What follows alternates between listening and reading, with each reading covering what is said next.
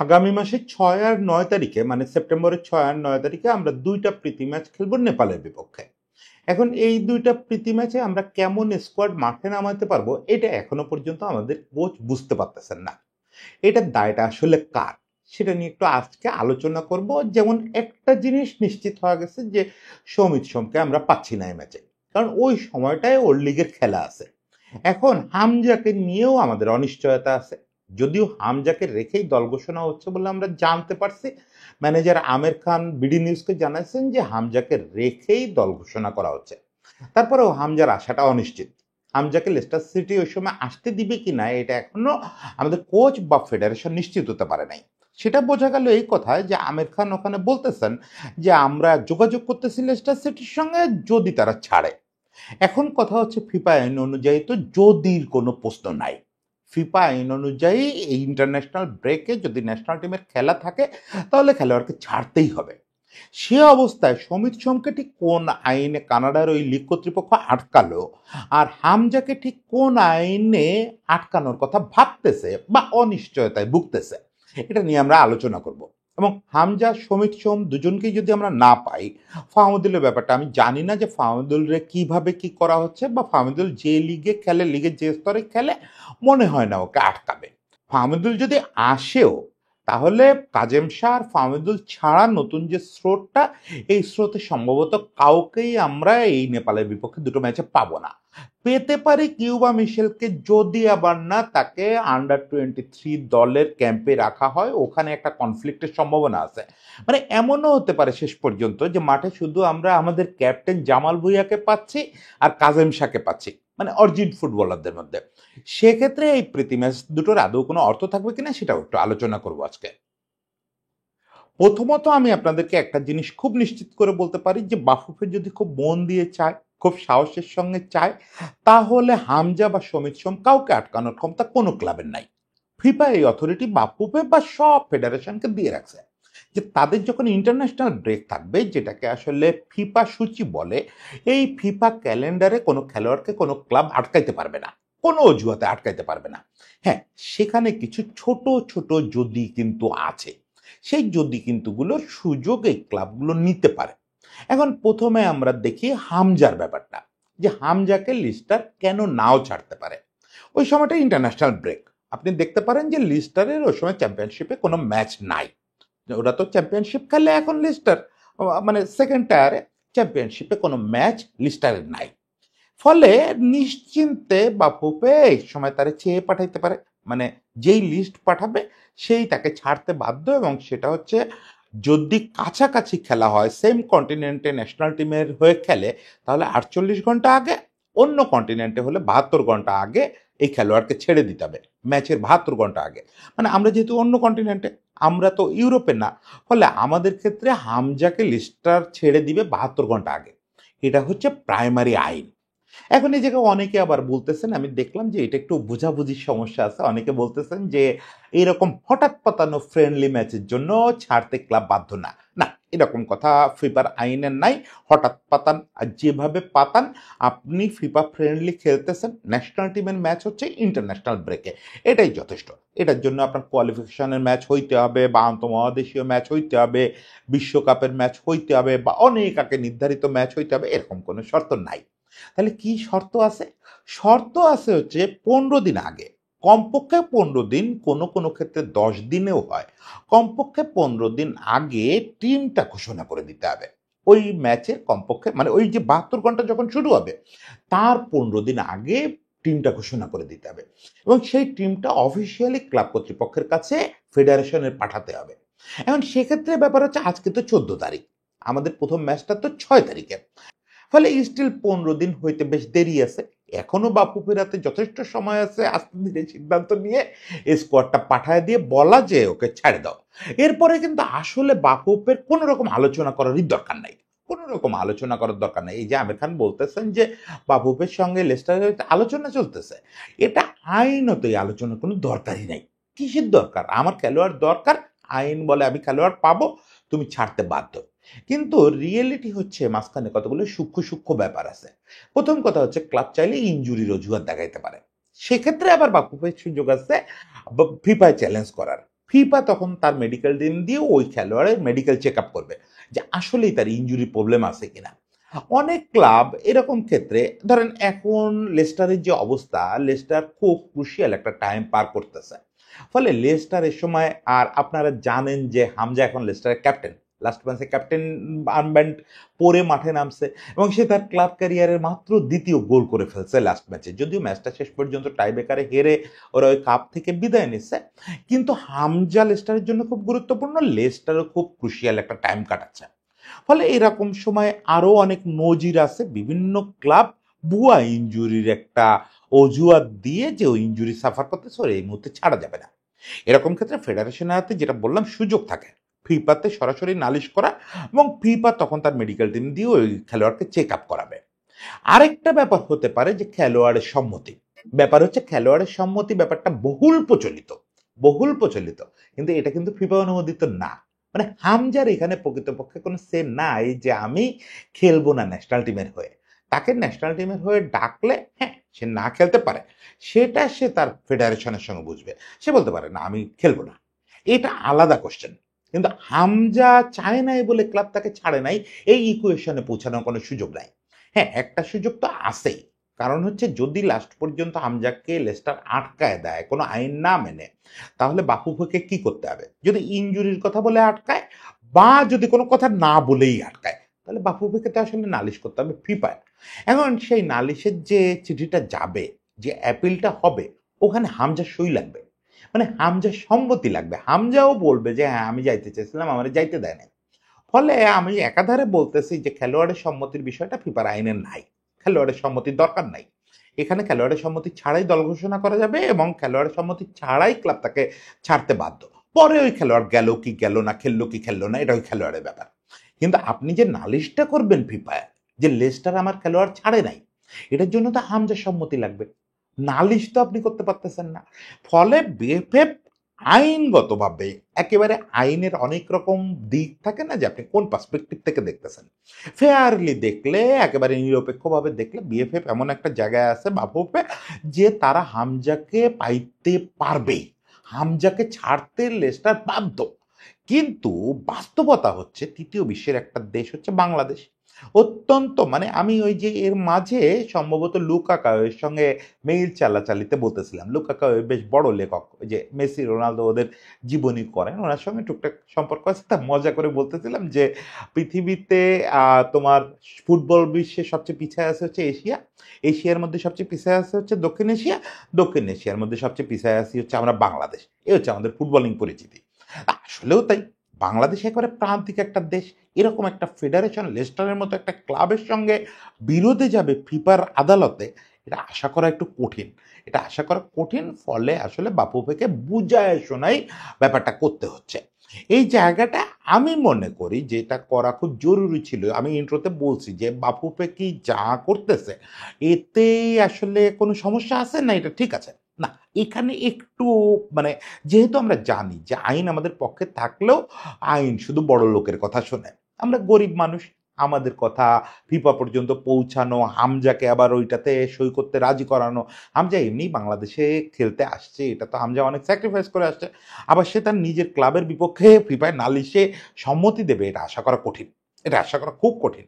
ফলে আমরা ওই সব দিক না ভাবি, আমরা যেটা করতে পারতাম, যে মুহূর্তে নেপালের সঙ্গে আমাদের এই ম্যাচ দুটো ফিক্স হয়েছে, তাও তো ফিক্স হয়েছে বোধহয় 1.5-2 মাস হয়ে গেছে, সেই সময় থেকেই আমরা লেস্টারের সঙ্গে কথা চালাচালি শুরু করতে পারতাম। আমি যতদূর জানছি এই কথা চালাচালিটা শুরু হয়েছে 2-3 দিন আগে। এই জায়গাগুলোতে না আমরা প্রোঅ্যাক্টিভ হইতে শিখি নাই এখনো, আমরা দুর্বল, আমরা পিছায় আছি, এটা তো আমাদের মানতে হবে যে গ্লোবাল পলিটিক্সে, গ্লোবাল ফুটবল পলিটিক্সে আমরা খুবই ব্যাকফুটেড একটা অবস্থায় আছি। ফলে লেস্টারের সঙ্গে এটা আরেকটু আলোচনা আগে শুরু করলে ভালো হতো না? আর একটা কথা হচ্ছে যে হামজার সঙ্গে কতদূর আলোচনা হচ্ছে, হামজা কতটা এই নেপালের ম্যাচটা খেলতে চায়, এটাও আরেকটু আগে থেকে তারে কনভিন্স করা যে বাবারে এই দুটো ম্যাচ খেলতেছি তো আসলে আমরা এশিয়া কাপ বাছাই পর্ব যেন ভালো করতে পারি। তো তুমি আমাদের নিউক্লিয়াস, ক্যাপ্টেন হও বা না হও, ক্যাপ্টেন হয়তো জামাল ভুঁইয়া, সে না থাকলে তপু ক্যাপ্টেন্সি করে, কিন্তু আলটিমেটলি টিম লিডার তো হামজা, তোমারে কেন্দ্র করে টিম করা হয়। ফলে বাবা তুমি না থাকলে আমাদের এই দুইটা ম্যাচ খেলার কোনো অর্থ হয় না, একবার খালি খালি চলে যাবে। হামজাকেও সেইভাবে কনভিন্স করা, এই ম্যাচ দুটোর গুরুত্ব তাকে বোঝানো, এই ব্যাপারগুলো প্রপারলি হয় নাই। দেখেন আমি জেনে শুনেই বলতেছি যে লেস্টারের সঙ্গে আগে থেকে যোগাযোগ, হামজার সঙ্গে যোগাযোগ এগুলো প্রপারলি হয় নাই। ওকে, এবার একটু সৌমিতের কথা বলি। সৌমিতের ব্যাপারটা আবার খুব মজার। সৌমিত খেলে হচ্ছে কানাডা সেকেন্ড ডিভিশনে কাভারলি বলে একটা দলের হয়ে। মজার ব্যাপার হচ্ছে কাভারলির ওই 6 তারিখে মানে আমাদের প্রথম ম্যাচটা যেদিনে ওদিনে ম্যাচ আছে, 14 তারিখে আমাদের দ্বিতীয় ম্যাচ 9 তারিখে, মানে তার 3 দিনের পরেই একটা ম্যাচ আছে। এখন এইখানে আপনারা একটু অবাক হইতে পারেন যে কানাডিয়ান লিগ ইন্টারন্যাশনাল ব্রেকে চলে কেন। এইটা সমস্যাটা বেশ কিছুকাল ধরেই পৃথিবীতে চলতেছে, বেশ কিছুকাল ধরে মানে অনেক কাল ধরে। একটা জিনিস হয় কি, কানাডার যে লিগ কর্তৃপক্ষ তাদের আসলে এই জিনিসটা এর আগে খুব বেশি ফেস করতে হয় নাই, খুব বেশি ফেস করতে হয় নাই। সব মিলে কানাডিয়ান লিগে খেলে এরকম খেলোয়াড় ইন্টারন্যাশনাল খেলছে কয়জন আপনি হাতে গুনে বলতে পারবেন, including Canadian premier league. Canadian premier লিগে কয়জন খেলোয়াড় ইন্টারন্যাশনাল খেলছে? কানাডার বেশিরভাগ খেলোয়াড় যারা ন্যাশনাল টিমেই চান্স পায়, কানাডার ন্যাশনাল টিমে, তারা এই কানাডায় খেলে না। ফলে কানাডিয়ান লিগকে আসলে এই পরিস্থিতি খুব বেশি ফেস করতে হয় নাই। ইউরোপিয়ান দলগুলোকে যেহেতু প্রায় এটা ফেস করতে হয়, ফলে ইউরোপিয়ান দলগুলোর সঙ্গে ফিফার ওই অ্যাগ্রিমেন্টটা খুব কার্যকর। মানে ওরা ওইভাবেই শিডিউল করে যে ইন্টারন্যাশনাল ব্রেকে যেন লিগের ম্যাচ না থাকে। তারা এই কন্ট্রাডিকশনে পড়তে চায় না। কিন্তু কানাডিয়ান লিগ নীতিগতভাবে আইনগতভাবে ওই সময় লিগ বন্ধ রাখতে বাধ্য। লিগ বন্ধ না রাখুক, তারাও ফিফার সদস্য রাষ্ট্র হিসাবে তারা ওই সময় কেউ ইন্টারন্যাশনাল দলের হয়ে খেলতে চাইলে বা তাকে ওই ইন্টারন্যাশনাল দল ডাকলে ছাড়তে বাধ্য। সে ব্যাপারে কোনো ব্যতিক্রম নেই। কিন্তু যেহেতু কানাডার খেলোয়াড়রা খুব বেশি ইন্টারন্যাশনালে চান্স পায় না, খুব বেশি দেশে চান্স পায় না, ফলে কানাডিয়ান লিগ কর্তৃপক্ষ এই ইন্টারন্যাশনাল ব্রেক খুব এটা মানে না যে আমার যাবে কে, কার জন্য বন্ধ রাখবো আমি। ফলে ওরা লিগ চালায়। ইভেন কনকাকাফ চলা অবস্থাও কানাডিয়ান লিগ চলে। বোঝেন অবস্থা, কনকাকাফ হচ্ছে ওই এলাকার সবচেয়ে গুরুত্বপূর্ণ যে ন্যাশনাল টিমের টুর্নামেন্ট, সেই টুর্নামেন্টের সময়ও কানাডিয়ান লিগ চলে, কারণ তারা জানে যে আমাদের এখান থেকে কেউ কনকাকাফ খেলতে যাবে না, গেল একজন বা দুইজন, ওইটাতে ওই দলগুলোতে প্রভাব পড়বে না। এখন যেটা কইছে, এখানে যদি বিএফএফ এখানেও শক্ত হতো বা সমিতি যদি শক্ত হতো, কনভিন্সড হতো যে আমার আসলে ন্যাশনাল টিমের হয়ে খেলা দরকার, তাহলে কিন্তু কাভারলি তাকে ছাড়তে বাধ্য ছিল। যতই 6 তারিখে তার ম্যাচ থাক, যতই 14 তারিখে তার ম্যাচ থাক, কাভারলি ছাড়তে বাধ্য। আইন অনুযায়ী কাভারলি কোনোভাবে আটকানোর সুযোগ নেই, ওই সেম অ্যাজ হামজা। এবং এক্ষেত্রে বরং আমি বলবো যে বিএফএফ একটু আপার হ্যান্ড থাকতো, কারণ ইপিএল এর একটা টিম হোক সেকেন্ড টায়ারের, প্রিমিয়ার লিগের একটা টিম আর কানাডিয়ান সেকেন্ড টায়ারের একটা টিম, দুটোর সঙ্গে বিএফএফ এর ফেস একই হওয়ার কথা না। ফলে কানাডিয়ান সেকেন্ড ডিভিশনের টিমকে বিএফএফ অনায়াসে একটু দৃঢ় স্বরে বলতে পারতো যে ও আমার খুব গুরুত্বপূর্ণ খেলোয়াড়, ও আমার অ্যাটাকিং মিডফিল্ডার, ওকে ছাড়তে হবে। আপনার ওই সময় ম্যাচ আছে কিনা আমি বুঝি না, না এত নিষ্ঠুরভাবে না বললেও চলতো। মানে কথাটা একটু আগে থেকে চালাচালি করলে আমার ধারণা সমিত সোমকেও এই দুটো ম্যাচে পাওয়া যেত। এখন কথা হচ্ছে যে আমি কেন এই দুটো ব্যাপার নিয়ে আলোচনা করতেছি, সমিত সোম আর হামজাকে নিয়ে। আমি ধরে নিচ্ছি ফাহমিদুল্লাহ আসবে, তাহলেও ওই যে শুরুতেই যেটা বলছি যে আমাদের দলের চিত্রটা আপনি দেখেন, আমাদের দল এশিয়ান কাপ বাছাই পর্ব খেলবে সামনে। বাছাই পর্বের আরো অনেকগুলো ম্যাচ আছে, যদিও অলরেডি আমরা বাছাই পর্বে একটা অকওয়ার্ড সিচুয়েশনে পড়ে গেছি। বাছাই পর্বে আমরা একটা ম্যাচ ইন্ডিয়ার বিপক্ষে ডমিনেট করে ড্র করছি, সিঙ্গাপুরের বিপক্ষে বেশ ভালো খেলে হেরে গেছি। এখন আমরা তো আসলে এশিয়ান কাপ বাছাইয়ের যে অবস্থা আছি তাতে আমাদের বাছাই পর্ব উতরানো মানে কি বলবো, প্রায় বিশ্বকাপ জয়ের মতো একটা ব্যাপার হয়ে গেছে। এমন না যে আমরা বাছাই পর্ব বারবার উতরাই, সেই 1984 সালে বোধহয় একবার আমরা খেলছিলাম এশিয়া কাপ, সেই সময় বাছাই পর্ব এত কঠিন টঠিন ছিল না, কিন্তু এই আধুনিক সিস্টেম আসার পরে আমরা কোনোদিন উতরাইতে পারি নাই। তো এবার যেহেতু আমাদের টিম স্ট্রেংথ অনেক ভালো, অনেকগুলো অরিজিন খেলোয়াড় ঢোকায়, এবার প্রত্যাশাটা ছিল, কিন্তু সেটা এখনো পর্যন্ত খারাপ অবস্থায় আছে। ফলে সামনের ম্যাচগুলোকে সামনে রেখে নেপালের সঙ্গে খেলাটা, প্রথমত আমি নীতিগতভাবে বিশ্বাস করি যে নেপালের সঙ্গে খেলাটাই একটা ভুয়া কাজ হয়েছে। অনায়াসে আমরা একটু টপ কোনো দলের সঙ্গে খেলতে পারতাম। এই ব্রেকটা যে আসে, এটা তো আসমান থেকে কালকে পড়ে নাই, এটা অনেক আগে থেকে বিএফএফ জানে, অনেক আগে থেকে জানে যে এর পরে আমাদের এই ম্যাচ দুটোর খুব কাজে লাগবে। এখানে আমরা দুটো ম্যাচ খেলতে পারলে অনায়াসে ইউরোপের কোনো দলের সঙ্গে খেলতে পারতাম, এশিয়ার একটু ভালো দলের সঙ্গে খেলতে পারতাম। আমরা পিছায় গিয়ে নেপালের সঙ্গে দুইটা ম্যাচ সেট করছি, এবং বেশিরভাগ সময় ক্ষেত্রে আমরা শুনি যে দল খুঁজে পাচ্ছি না। আপনি দল খুঁজে পাবেন কি করে? দল কি সুপার মার্কেটে বিক্রি হয়? এই যে স্বপ্নতে বা আগোরাতে গেলে বিক্রি হবে দল? আপনার তো আগে থেকে ট্রাই করতে হবে। সবাই তো বুক করে বসে আছে। আপনার যখন জ্ঞান হয়েছে যে ওই সময় আপনি দুইটা ম্যাচ খেলতে চান, ততদিনে সবাই বুকড, ততদিনে আপনি আর হনুলুলুরেও পাবেন না। ফলে নেপালরে যে পাইছেন এই তো বেশি। এটা অনেক আগে থেকে মাথায় রাখা দরকার ছিল যে আমি সেপ্টেম্বর ব্রেকে 2টা ম্যাচ খেলবো, সেই জন্য আমি একটু কোয়ালিটি টিম মরক্কো টরক্কো এরকম কাউকে দাওয়াত দিব বা তাদের বাসায় যাব। ওকে ফাইন, পারেন নাই, পারেন নাই। এখন নেপালের সঙ্গে খেলা, তারপরেও এটারে আমি গুরুত্বের সঙ্গে দেখতে রাজি। প্রতিপক্ষ যেই হোক, আপনার টিম কম্বিনেশন যদি এখানে ভালো দাঁড়ায়, সামনের বাছাই পর্বের ম্যাচগুলোতে আমাদের ভালো করার সম্ভাবনা অনেক বেড়ে যায়, অনেক বেড়ে যায়। অ্যাজ সৌমিত সোম এবং হামজা এই দুইজন দলের প্রাণ এখন। ফাহমিদুলের কথা আমি বারবার বলতেছি যে সম্ভবত আসবে, যদি নাও আসে আমি অত বিপর্যয় হিসাবে দেখব না। মানে আমার টিম কম্বিনেশন দাঁড় করাতে নিউক্লিয়াসদের অবশ্যই দরকার।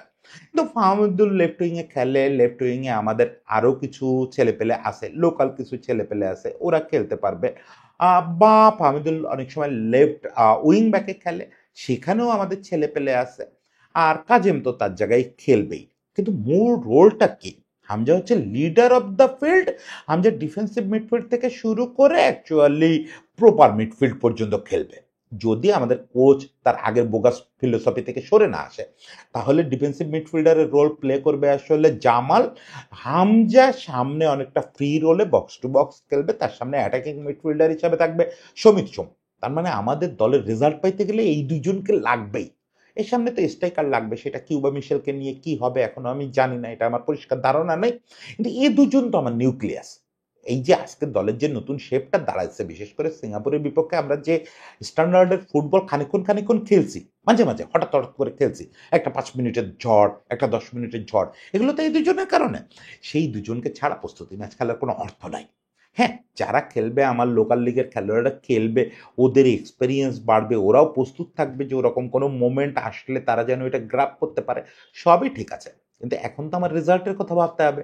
সামনে বাছাই পর্বের ম্যাচ, বাছাই পর্বের ম্যাচের জন্য এটা ছিল আমার প্রস্তুতির শেষ সুযোগ, একদম শেষ সুযোগ। দেখেন রে ভাই, সামনে বাছাই পর্বকে সামনে রেখে আপনি হয়তো 3 মাসের ক্যাম্পও করতে পারবেন। আমি ধরে নিচ্ছি যে আপনি বিপিএল এর টিমগুলারে কনভিন্স করে আপনার ন্যাশনাল টিমের খেলোয়াড়দের নিয়ে 3 মাসের ক্যাম্প করবেন। করেন না, 3 মাসের, 6 মাসের, 3 বছরের ক্যাম্প করেন। আপনি কি হামজা সমিত সোমকে সেই ক্যাম্পে পাবেন?